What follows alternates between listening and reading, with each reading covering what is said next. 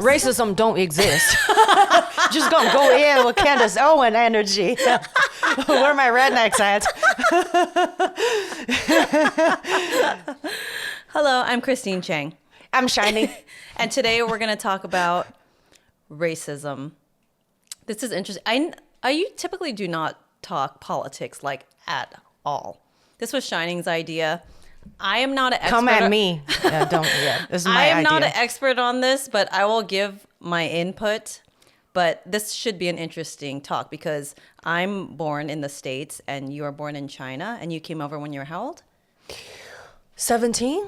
17. Okay. Yeah.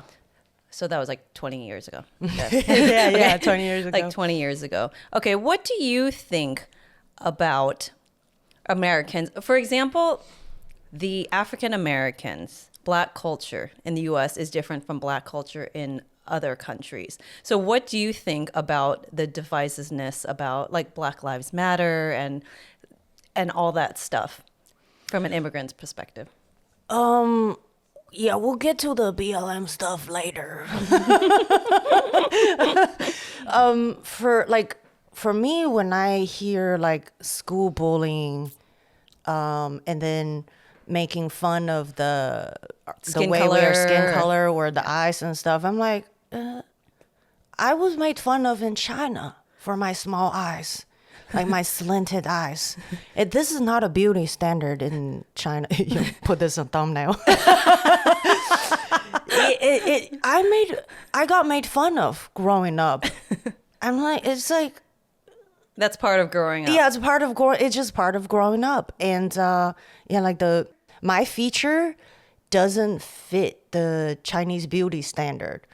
Is, like a big old square face and flat face and then like a slanted eyes. I got made fun of. It was like, when I came here to study, I didn't get any of that. And my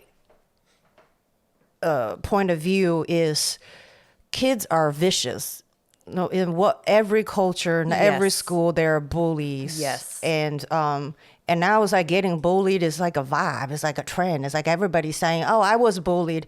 And it's just like it went a little too far. It's like, okay, everybody got who bullies? It's true. Exactly. It's like we as a kid, we all been through like kind of both sides of it. Yes. There were definitely times we feel like, oh, we made a joke, but unknowingly hurt somebody. You feel it's like we've definitely hurt other people too, and then you kind of made a joke or laughed along at kids that are kind of a little different.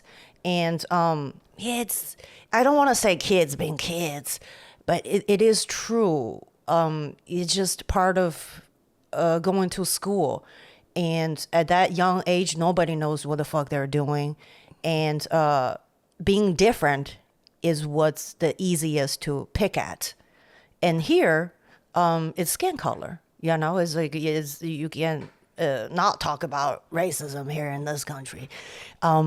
Say like Asian that was born and raised in the South versus Bay Area Asians. It's two different Asian experience. Completely. When I made one of the videos talking about this, and there's this white girl commented and said, "Oh, that's funny because I grew up in the Bay and I went to school with just majority of Asian kids and I wish to be Asian." Mm-hmm.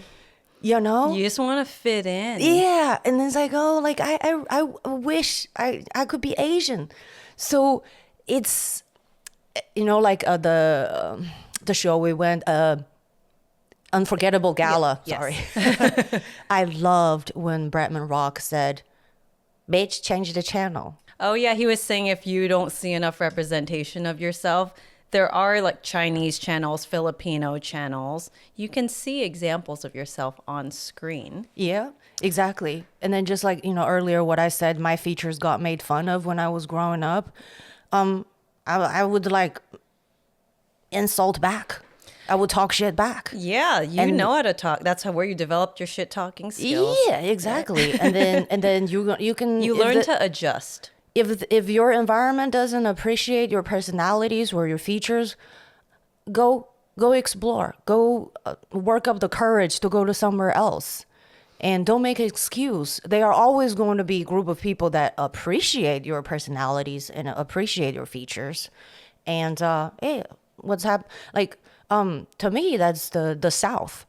Yeah, I spent at least 10 years. Went to school and then worked and then all that in the South, Georgia and then Kentucky.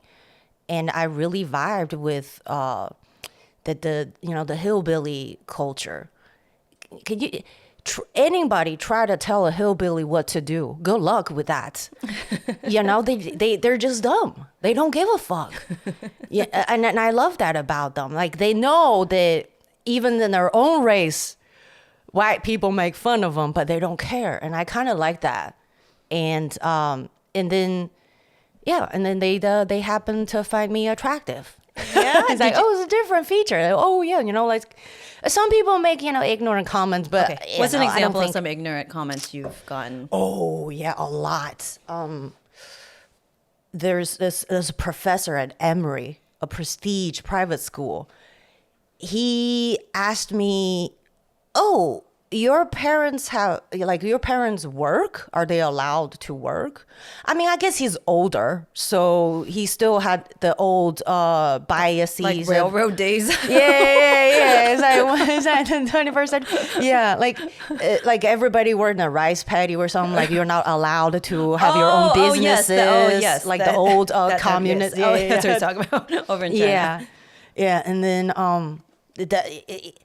I don't see that as racist.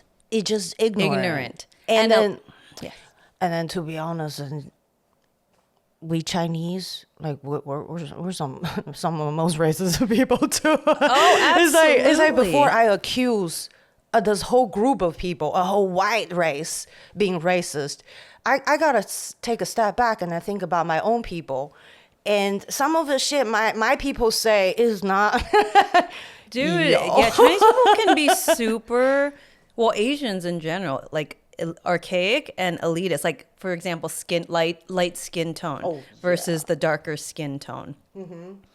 That alone is horrible, but I agree that it exists. Like, little kids, ignorance, number one. Because, for example, I went to Sierra Leone, Africa. It's my first time in Africa.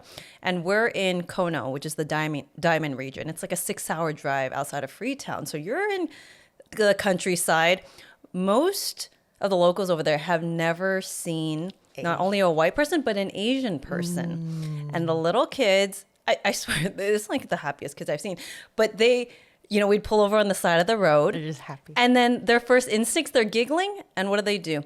They pull their eyes. First time seeing an Asian. And they go like this. Are you going to get mad at them? Yeah. It's ignorance. They just don't know. That's just what they see. Like, what is this?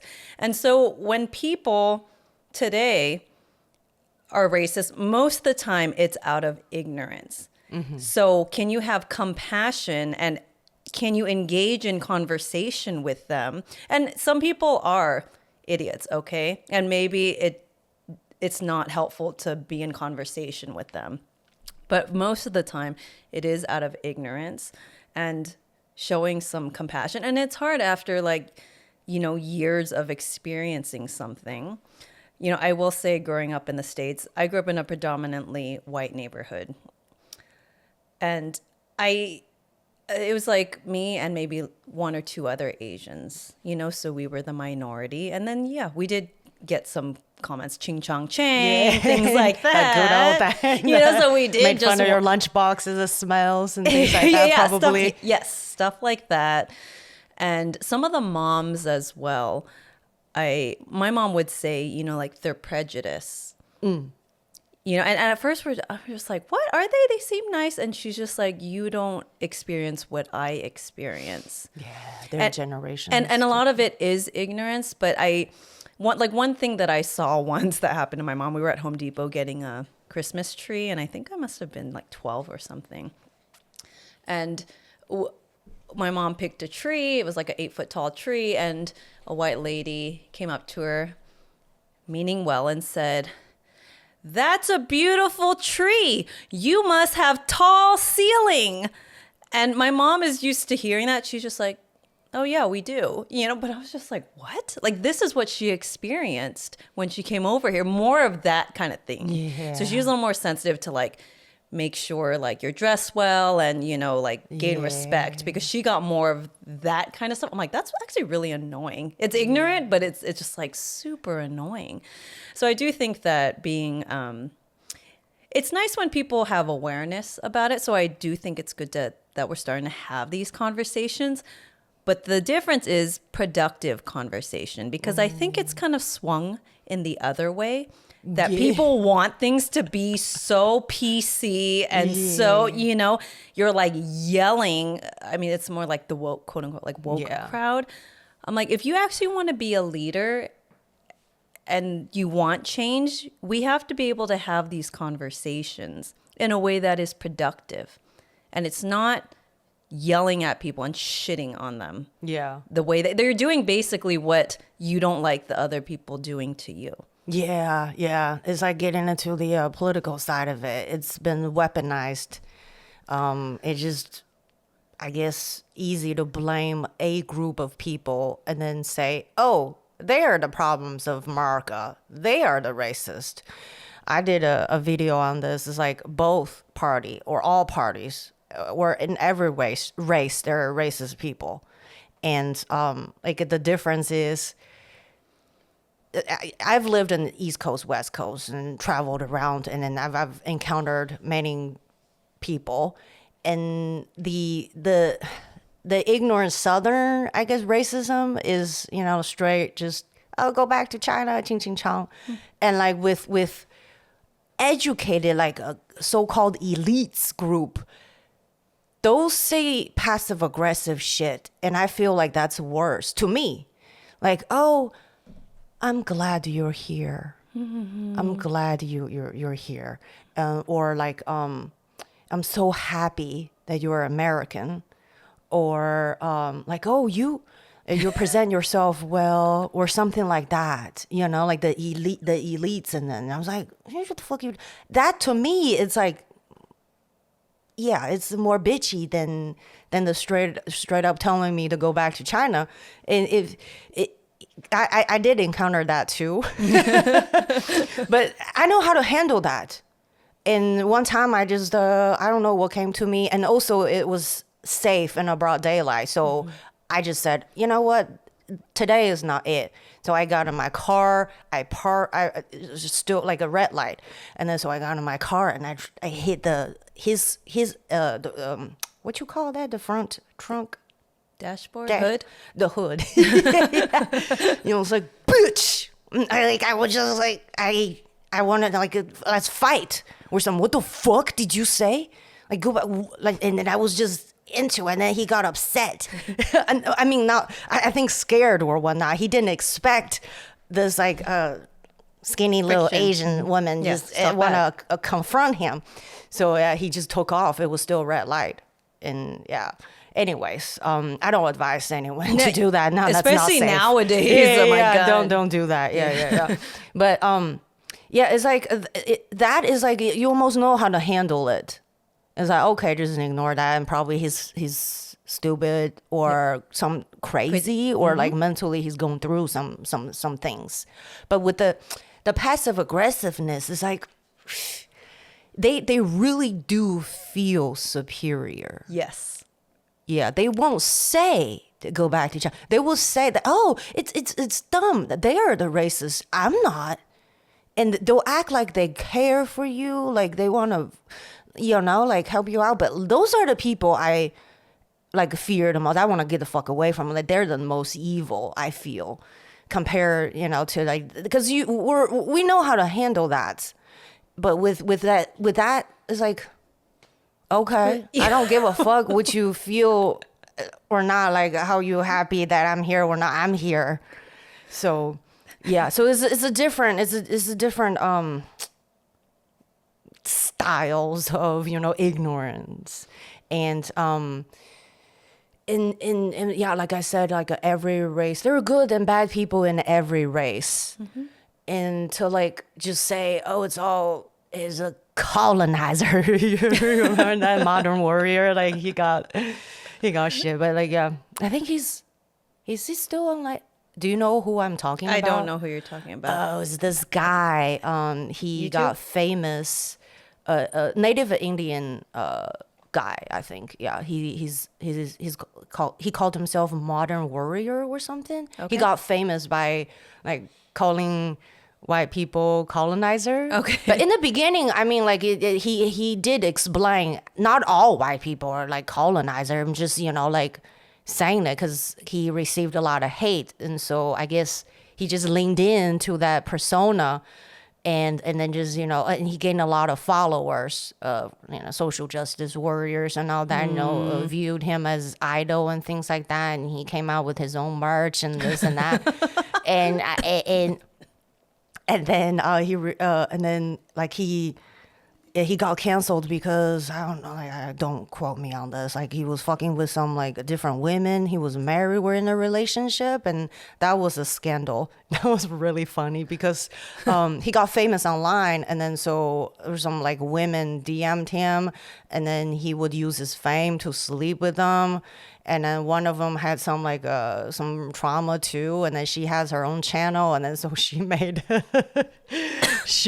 viral videos about this whole incident. You know what? Do you know what I'm talking about? Nah. Like you were nodding, like. And so yeah, and then he's like, she was really serious about it, like my land. And then like he knows like I have some trauma, but he still did this and that and it hurt me, and the whole internet made fun of both of them. But yeah, I don't think like you said, do you want to just win an argument? Like what do you want? Like do you want to have a healthy conversation, or you want to just go, oh chink, oh colonizer? Oh, like what do you want to get out of it? I always think of that because I'm very purpose driven, and I'm just like, what is the outcome? Like, what are we doing here? Yeah.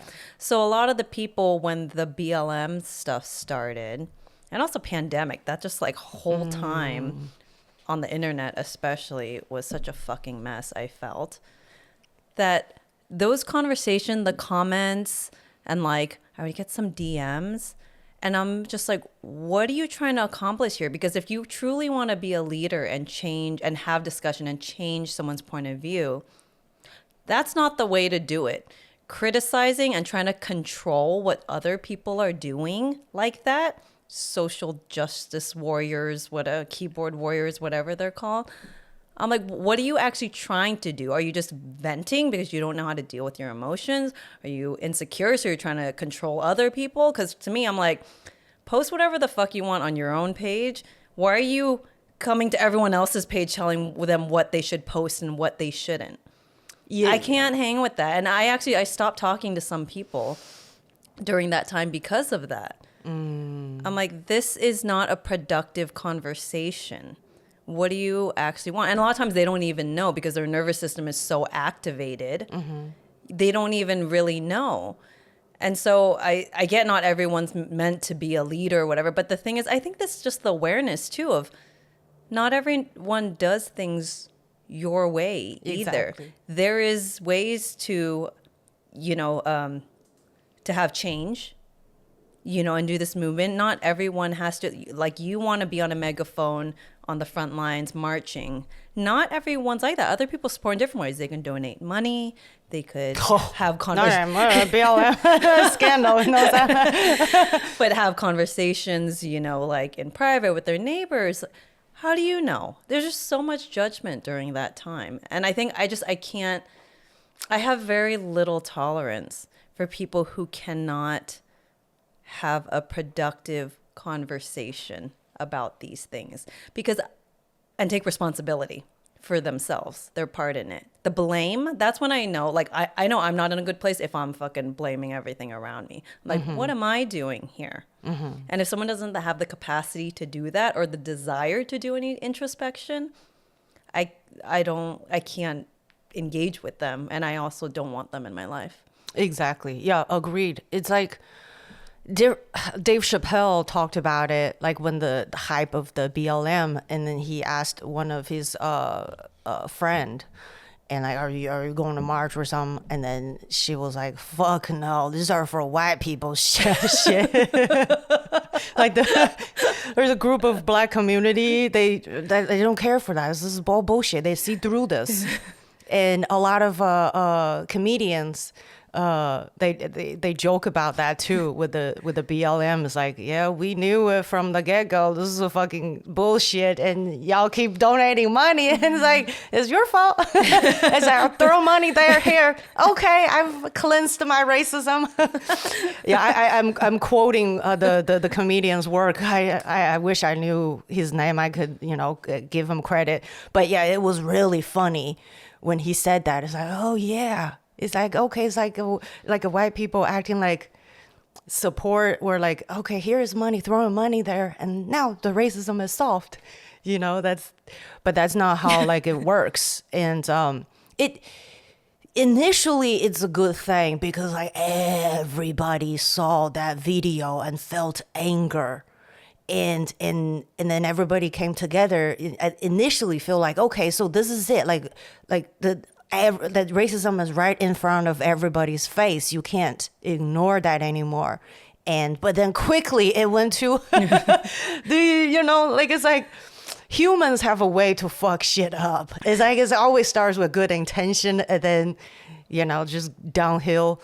And it kind of made a lot of people to go opposite directions too. Like it's like everything is racist, or yes. yo, I'm gonna own up to this. Yes. Like go like all the way KKK or Proud Boy. Serious, so extreme. Yeah, and polarized too. Oh, yeah. Anything extreme, I think, is not Yeah. good. You have to have balance. Yeah, and yeah, like with the pandemic thing, with the the China virus, and it when the Asian hate crimes spiked, I felt some type of way. I was very upset. That honestly, that was what started my TikTok, because I'm like, motherfucker, like I want to make it. I didn't think anyone would watch it. It's just for my sanity. I'm like, yeah, we eat bats, we eat dogs. The fuck you eat? Obesity? and I just gained a lot of followers because of that. And I didn't really, it wasn't my intention. It was just that I want to, I'm not here to take a beat. I'm here to talk shit.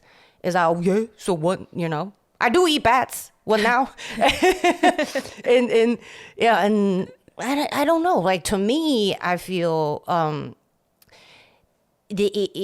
but yeah, that was a little intense. But it's almost like, hate people, they talk shit. But to me, it's funny. It's kind of like, hey, I'm not here to just take on your bullshit and then be called China virus and whatever the fuck. It's like, you have bullshit too. Let me point out your bullshit. Yeah. Like that. Well, what the fuck do you eat? Yeah.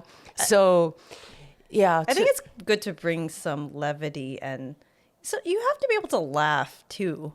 Yeah. Sometimes. Yeah. Yes, these are it's important issues. Yeah, I gotta say, a lot of white people, a lot of rednecks and hillbillies and cowboys. I see my analytics. My number one fan is in like a Houston, Dallas, Chicago, or like something, and they laugh. It's like, oh yeah, we do. We're all fat. Yeah. Yeah, obesity is different. The first time I did stand up, I brought that set, and it's like I went all in with that, and then a lot of the audience laughed, and then other comedians after that would say, hey, you should keep this up, because a lot of Asian comics make fun of themselves or make fun of their own culture, or talk about Asian parents and being having a trauma growing up and all that.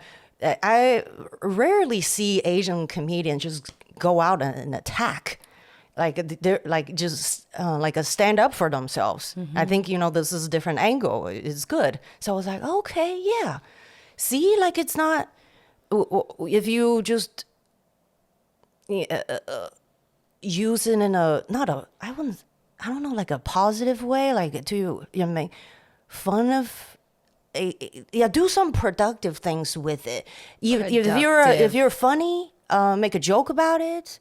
Remember that viral clip? I don't know who did it, but this Asian guy was mimicking what white people do when they make fun of our Asian eyes, and then he was making fun of big round eyes, and then he was doing this. It's like, oh, this is why I'm or something, and that was funny too. Yeah, I mean, like use your voice. If you're like in, I don't know, the supporting community, I'd follow this group that like a martial artist, and they'll help escort elders in their community at the height of the Asian hate crimes. Yes. Or like spread awareness, or like do some, if you're like a lawyer, do some pro bono thing, cases, and help Asian, and or like as a comic, or make fun of the situation, or being productive instead of just a cute bitch. Blaming. That doesn't really do anything. It doesn't. Yeah. And that's what, it's honestly one of my pet peeves. I'm like, everyone else is not here for you to fire off your unprocessed shit on. Yeah, exactly. Everyone has that stuff, but there's a time and place to fire that stuff off, and it's typically not at other people. Mm-hmm. And I've been here a long time. Like, most people I meet are very nice people. And even if they have some prejudice against Asians, once you talk with them and they're like, oh, you're cool, whatever. And most people are very nice. I can't remember one really bad incident besides like that guy said, go back to China, and I got out of my car. Mm-hmm. But yeah, I can't, because the media portrays as, oh, racism is everywhere, systematic, everybody's out there to like oppress you. I don't know. I don't buy that. I think it's a political thing. I don't know enough to confidently speak on that. I learned a little bit more after the BLM stuff came up about some of the systematic and the historical things that have happened to African Americans, like after the civil revolution. It was civil rights, yeah. And that I didn't even know. So it was great for me to learn about that, and there's a lot more for me to learn. Mm-hmm. But I mean, it's difficult because people just have different values too. Like when we say productive, not everyone wants to be productive. Yeah. Right. From a logical point of view, I'm just like, if you want to instill change, like, yeah, be productive. Mm-hmm. But not everyone thinks like that. Mm-hmm. I think, which is okay. But this is why I think learning good communications and learning how to have healthy conversations is such a valuable skill to have. It's something I wasn't taught growing up, so I had to seek that out. How do I have healthy conversations? And also do the inner work to heal on myself, to not to say I never lash out, but I would say overall my nervous system is pretty regulated. I'm pretty aware, like, I'm mad right now, but I want to be productive about this. If I can't talk, I'll be like, listen, can we talk about this later? Because this is not going to go anywhere. Mm-hmm. Yeah, I definitely felt that with the Asian hate crimes, especially like elders. You feel like, what the fuck? Your blood gets boiled. Oh, yes. Especially because they're just they don't bother anybody. Yeah. And right? They don't do any. Oh, God. And the elders. Yeah, that made me really, really sad. Really sad, yeah. And for Asians that grew up here, like you've all like kind of experienced some microaggression, like you're okay with, but when that happens to your parents, your grandparents, that's like, oh, I'm ready to kill somebody. Absolutely. For that. Yeah. Absolutely. So, well, imagine your kids though, because you talked about the bullying. Imagine your kids getting bullied at school. Because I would imagine I would be like, motherfucker, like, Yeah. who are your stupid fucking ass parents, Exactly. dude? Like, and Exactly. you would want to say something. Exactly. And I do understand it's human nature to test boundaries and to bully and be bullied. There is a line, I guess that's different for everyone, but I do think nowadays it could become pretty cruel, I think, when it's like one person and it's a group on, and also with social media too. 'Cause some kids, if no one talks to them, they commit suicide, things like that.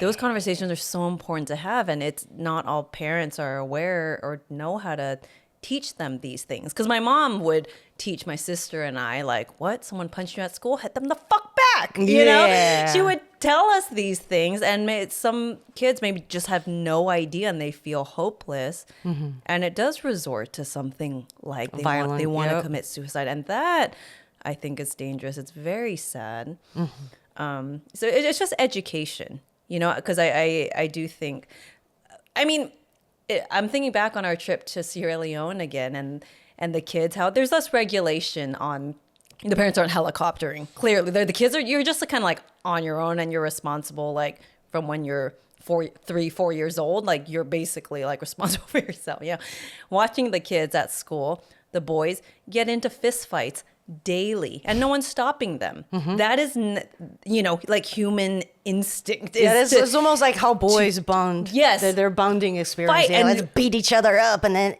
we're bestie. I mean, homies, bestie. They grow up to be so well adjusted. Yeah. And I'm not saying it's right. It was actually really hard for me to watch because they're just like punching each other like in the face, and like it's brutal. I'm just like, because I'm not used to it. I'm like, oh my God, no one's stopping them. Yeah. You know, and that's how they learn. Yeah. That's what they do. Yeah, yeah. And so, yeah, what was we talking about earlier? I changed the subject. I went that's back to okay. the bullying. And Right. So, yeah, being productive about that. And yes, like systematic racism or all that, and the, you know, cops versus black community, it is a thing.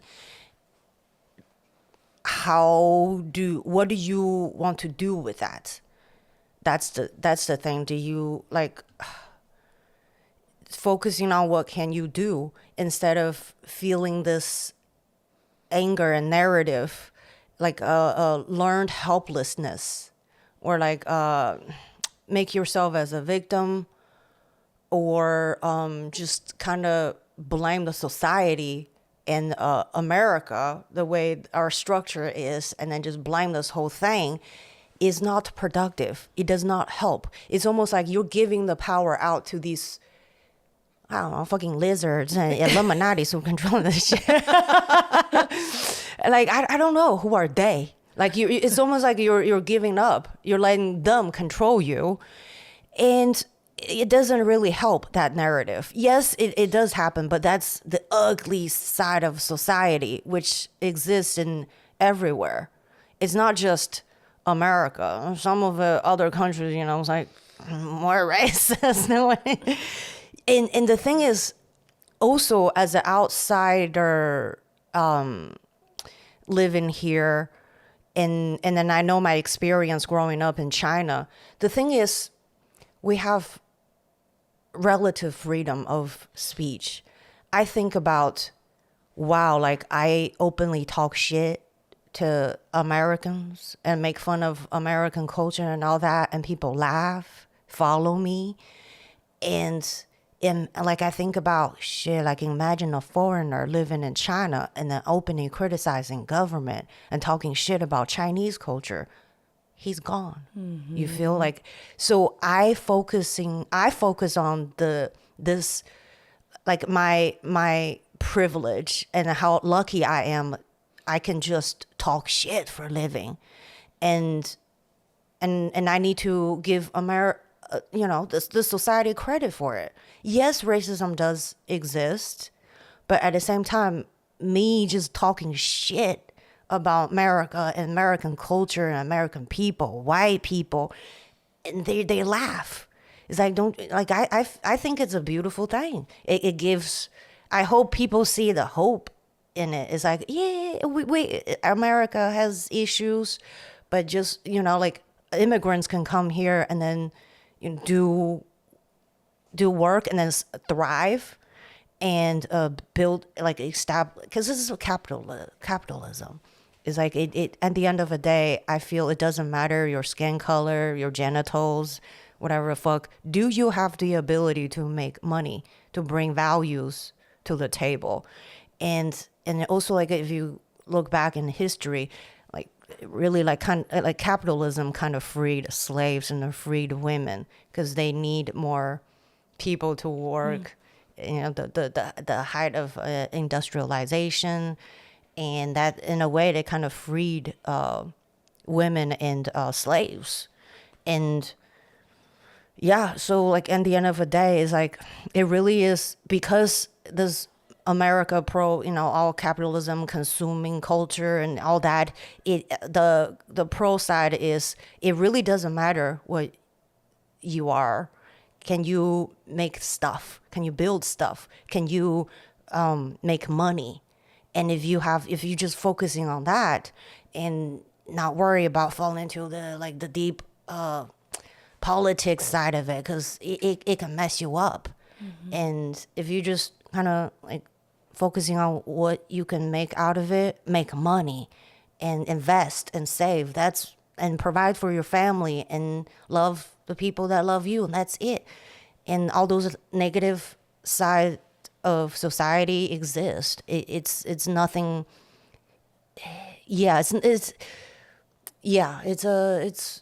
I wouldn't say like it's nothing you can do. That's kind of passive take. It's. I mean, there are things you can do. Yeah, Like, for yeah. example, there are, like, one flaw that I see is certain neighborhoods. I'll just use LA as an example. My husband, he volunteers with, it's called the Brise Foundation. And I was like, oh, what do you guys do? He's like, we help inner city youth develop leadership skills. I was like, oh, like, can you be more specific? What exactly do you teach them? And he's like the simplest thing from like, hey, to have a professional email instead of like Big Booty 57, have your first last name. When you look at someone, firm handshake, project your voice, eye contact. And it seems like very basic stuff, public speaking, but not everyone is lucky enough to have role models to teach them these things. And a lot of the schools in those areas are not well funded. And so what would help is if there was more funding in schools in those areas and programs like that. The kids, I've met some of them because they always have a graduation party every year, blow me away with their public speaking and the way they know how to acknowledge better than most kids, just on average. I'm like, this kid is amazing. How important are these skills? And there's a guy I follow on Instagram. I think his name's Sean Stevenson. He's Black. I kind of have a crush on him. He's very smart, and he has like the most calm voice, and he's a scientist. He's into research, so he presents his information just very like matter of fact. So it makes you like, that is how you start these conversations, not being like, you suck. He's just like, listen, regarding COVID, this, and he was saying he grew up in a neighborhood that, the school wasn't great, and he didn't even know what was possible for him until there was an opportunity for him to be bused to a school in a different district. And he had a teacher at this new school who saw how well he wrote and said, Sean, have you ever thought about doing this? And she believed in him. And he said, that made all the difference. And it's why I'm here today, is having that. So that's important. So that's like something immediately that we can, tackle and push for. So I think get really clear and focused on little steps. What can we do next to fix this? Like education, family. And that's a great starting point if you're really passionate about that. I myself am not into politics in that way. I'm never going to run for anything. Like I'm not into it like that. But some people, like if you are, you can do that. Yeah. Like, that's a way to do something instead of, like you said, the more victim mentality and you want someone else to go change something. What are the steps that you can take to go towards that direction, to accomplish that goal? Exactly. And for immigrants, we we kind of see through some of these bullshit because like we've seen shit, and it's like America, it is privilege. Everybody who lives here, it is privilege. You just have to not change perspective, but like see outside of what's happening to you. And you're right. There's opportunity here. And then a lot of resources, and then NGO can help you, and church. That's a whole nother different thing, like the church people with the kids, but poor kids, they have some issues there too. But yeah, in general, they are resources and tools to look for to help you get out of a situation if you want to. The problem is when generationally that's all you know. Yeah. Like that's all, like being in a gang or selling drugs or doing that's all you know. Yeah. And it's very hard to get out of that because you're basically leaving a community as well. Because even if you know what to do, a lot of times you're put in a situation where you kind of have to choose. To leave a community. That can be very difficult. I was going to say with the homeless crisis in LA, they said, people are like, we need more housing, da, da, da. There's a guy he hosts Soft White Underbelly, that photographer. Yeah. And he has spoken to thousands of people who are homeless. And he said, you know what?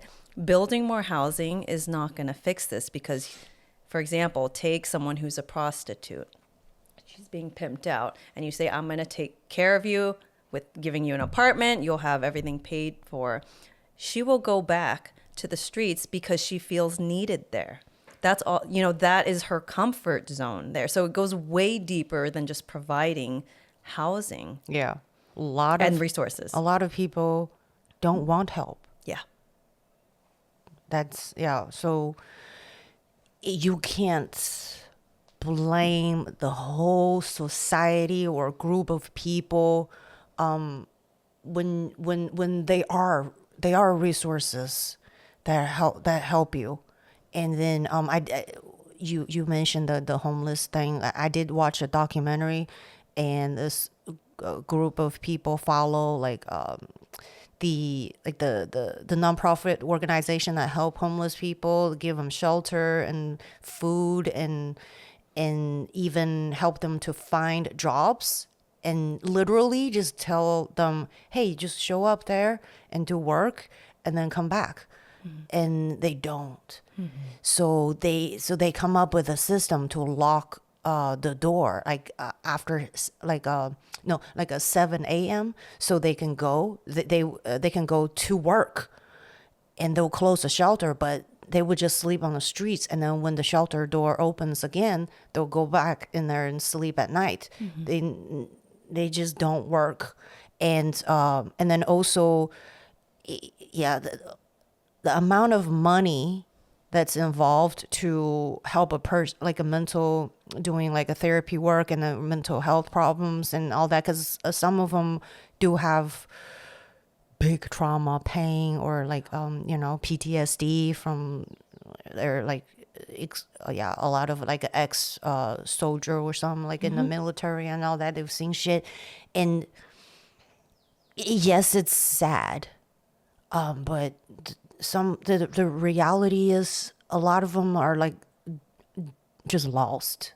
They don't want help, and it's gonna take a lot more work, and it's a deep rooted thing, like the society in general. We don't have like the sense of community, help each other, and also the type of experience they had, like growing with it. Some of them were molested, and they experienced some real trauma, and they just and they've always resorted back to drugs to help them. And I can't say if I was in that situation, because I'm lucky. We're all very lucky that we didn't experience that. Imagine us, like, what would I be any better? I don't know. So it's just we're lucky here to talking about it in this way because we had love growing up and our parents take care of us and all that. And so I don't know, it's a deep thing. Like it's I don't it's not a something that, like I feel like it's not an easy thing to solve. No, Yeah. not at all. Yeah. What do you think, to close out, what do you think if someone wants to expand their view on the world and open their mind up? What are some things that they can do immediately? Focus on what you can control. And just as simple as, just get up and make your bed and show up to work, because there are a lot of jobs opportunities here. And There's always job opportunities here. That's the thing. I always think of like worst case scenario. I always see signs like looking for, we need a waiter, dishwasher. Like that's available to you. Mm-hmm. So I always feel like there is opportunity if you're willing to do the work. Yeah.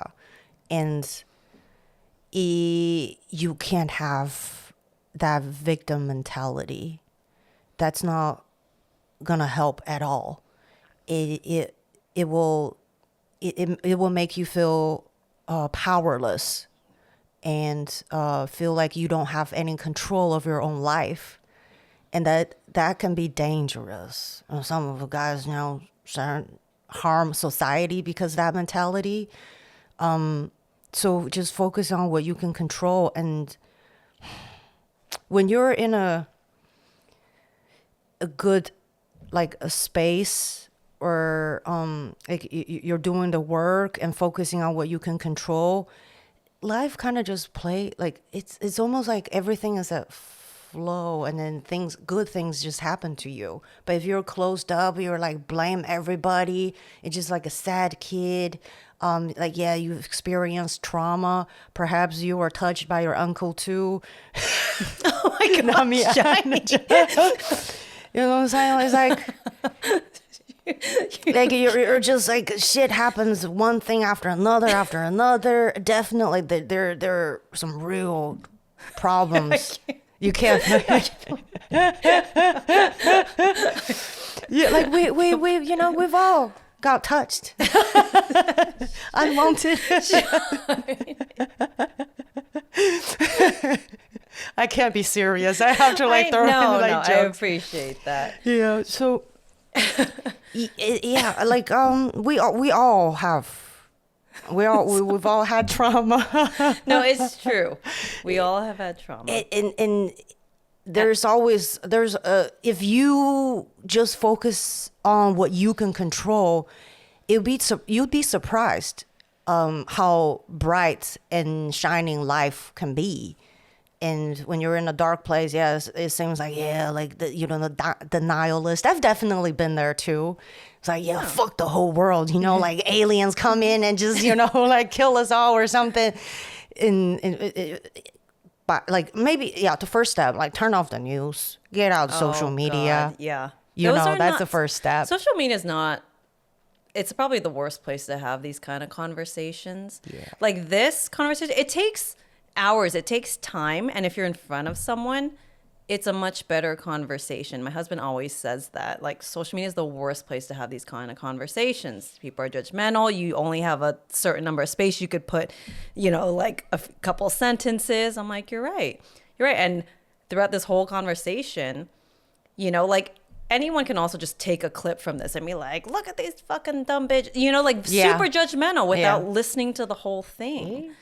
So I think learning to have healthy conversations, and also I would say if you have the resources and the time to do it, if you're able to travel outside of the country, and I'm not talking vacation like you always stay at a 4 or 5 star hotel, that is not traveling. Like going to Bali, to the areas where they cater to Westerners, is not traveling. You're like, oh, cool, I see a tuk-tuk. It's a little different. No, like I'm talking about traveling and seeing how other people live, how poor people actually can be, how in some areas there literally is no opportunity. You could be so eager to want to learn and educate yourself. There's no fucking books at the school.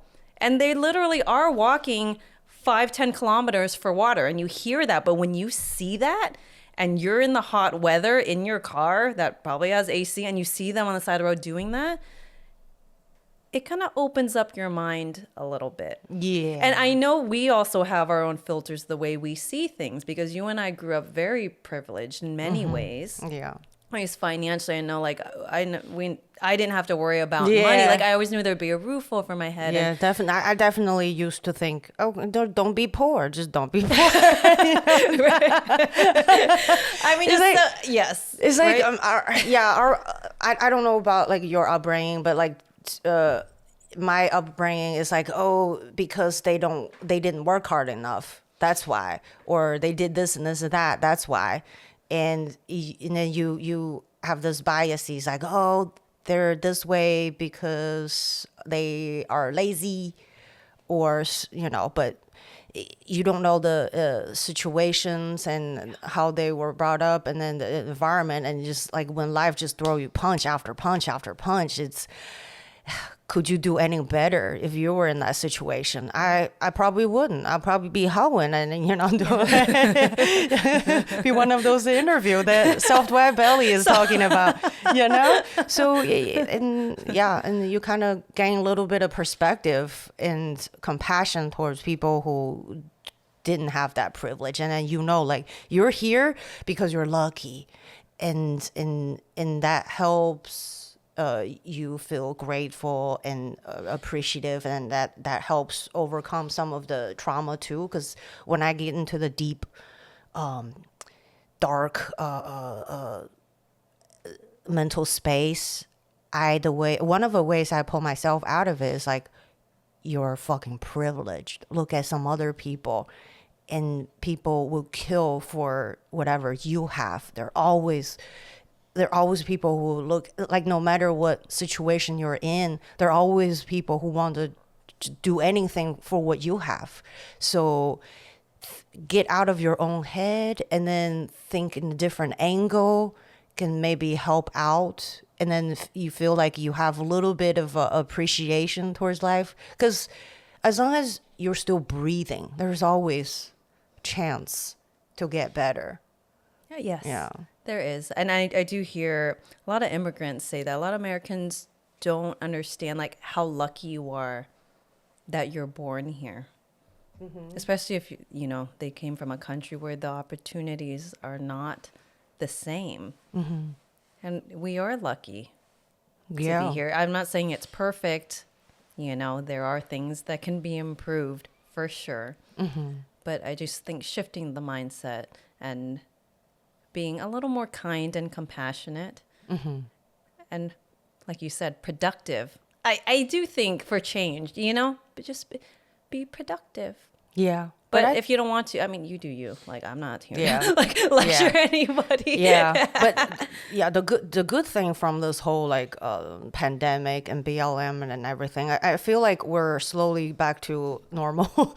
Getting there. Getting there. Because it was all over the place. Oh man, it went went to extremes, and for a minute, like my family, my friends in China are saying, "Are you okay? Is America okay?" It's like the media's like in outside of America is portraying like America is done, like fucking shithole, like everything is burning and rioting and Capitol riots, and like what the fuck is going on? Yeah, people don't want to come here. Yeah, they don't want to travel here. Exactly. And now I think just like everything in society, like humans, we tend to swing to the extremes, and slowly we kind of back to the center, like the yin yang thing.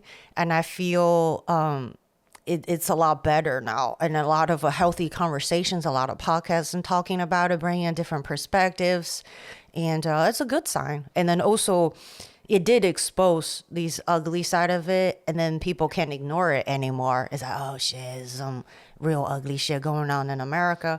And then I'm sure there are a lot of people decided to pursue like activism or some productive things to really help society. And so I mean, it's double-edged sword. Always. But there's hope. I'm hopeful with our like the society here, and then people are a lot nicer, and then and then with the technology and everybody's filming, like people will have to kind of act, now they can't just all say shit. That's such a gift that yeah, you could film things. Yes. That's why I wonder, I'm like, was this shit always happening? Like some of the violence and stuff, but we just didn't have devices to record it before. And it's now not we that do. violence are more, it's just they're always there, and now it's exposed. Right. Yeah. And that's a good thing. So I'm like, this asshole, let me see your face, dude. Yeah. Like, he should be out there. Like, you can't be doing this shit, like held accountable. Right. Yeah.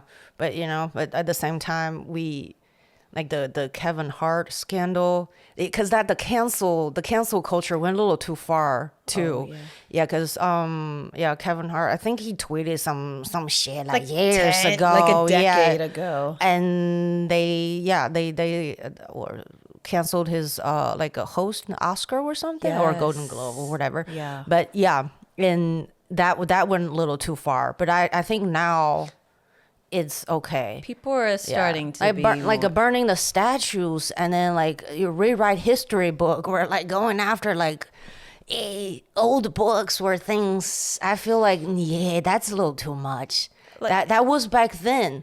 Yeah, you what can we can't do have now? you know like, because who's to say like 100 years from now they'll view us certain thing that we do as what the fuck, because we are progressing. Yeah. And you can't use today's standards and judgment to judge people like 100 years ago what they did.